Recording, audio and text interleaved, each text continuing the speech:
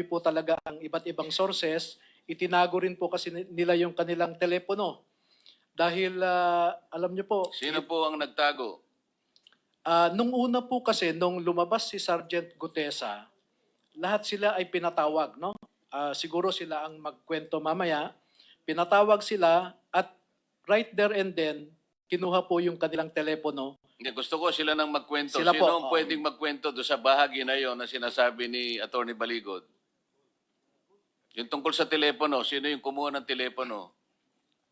Your Honor, Pangalan po, pangalan. Ako pala si Bini is Voluntati.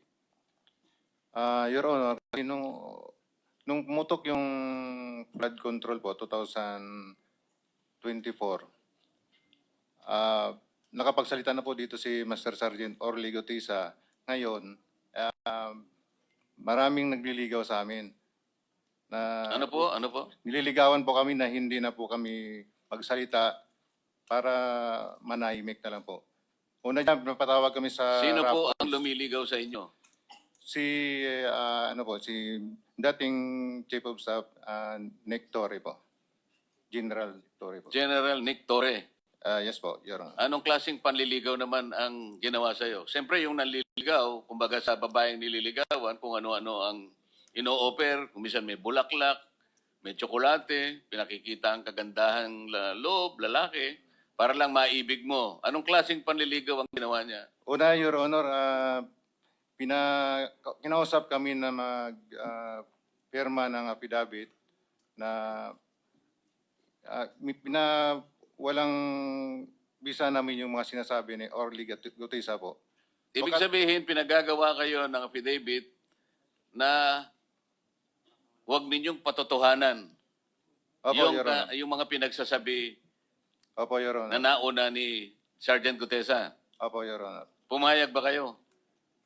Katunayan nga, Your Honor, matagal kami nagdebating dalawa eh. Simula alas 4 hanggang alas 7. Kaso lang yung apat na kasama ko, napilitan na silang pumirma, gawa nung naipit na po. Baka kami ay mapahamak po sa kanila. Mapahamak pong sarili namin po. Sa makatwid, hindi siya nanliligaw, nananakot siya. Yung nanliligaw, malumanay, magandang approach.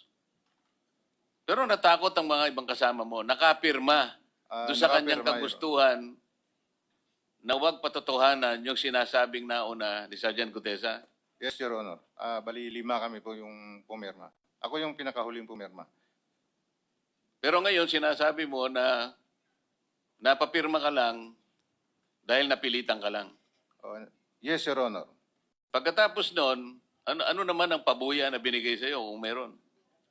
Binigyan kami ng 50,000, Your Honor, para sa disturbance namin. Pakiulit Your Honor. nga po, magkano po? 50,000, Your Honor. Yen, Pesos. Yo. pesos. Opo. Sino nagbigay?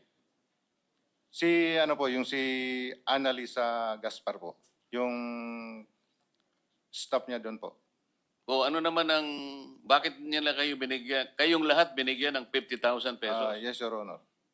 Para manahimik Opo, Your at Honor. huwag patibayin o patibayan ang pinagsasabi ni Sergeant Gutesa. Opo, Your Honor. At saka sa mga sunod na araw, Your Honor, pinatawag naman po uli kami na yung lahat ng cellphone po namin, ibibigay po sa kanila, Sa anong dahilan? papalitan po ng mga bago po, iPhone po.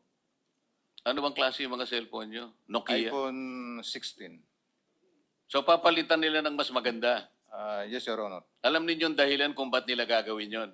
Kasi nandun yung mga picture namin, Your Honor, na kasave sa cellphone po namin.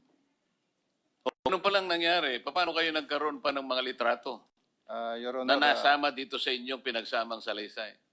meron po kaming nakasave sa iCloud po namin. No, nautakan mo rin siya, di ba?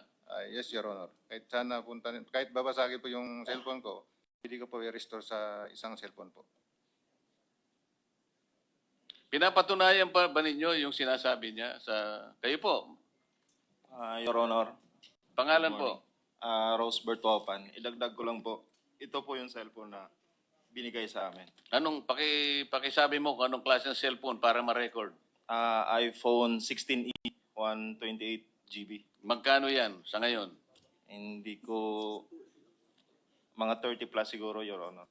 Ano? 30 plus. Hindi sila marunong, 30,000. hindi sila marunong manligaw? Tapos, yes, Mr. President. Chairman, one question. Sir, brand new nung binigay sa inyo. yes, Your Honor. Yeah.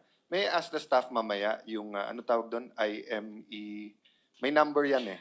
Pag, IMEI, oo. Your Kung- Honor. Try lang natin i-trace baka kung saan nila binili at paano It's our duty here na sundin lahat ng ebidensya. So we'll try to do a forensic then. Kahit namin hindi lahat or kung sino yung hawak yung bago. Tulungan nyo na lang kami kung alam nyo yung sinasabi ko. Sige po. Thank you, Mr. Dagdag ko lang po, Your Honor. Gusto nilang makuha yung dati kong cellphone kasi marami po akong nakasave doon na mga picture. Pero dahil po sa Marines po ako, wise, ibang cellphone po yung binigay ko. Kaya na-save ko po yung mga picture. Sabi nga nila, Mr. President, nagtatali-talinuhan man ang matching, nauutakan din. Tama?